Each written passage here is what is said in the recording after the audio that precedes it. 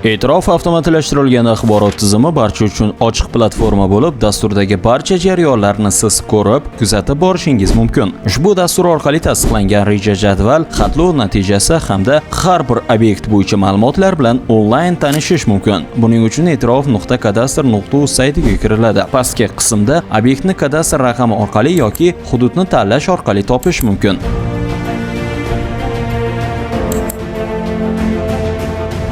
Shuningdek, holatni ham tanlab olish kerak. Misol uchun, e'londa tanlansa, e'londa turgan obyektlar kelib chiqadi.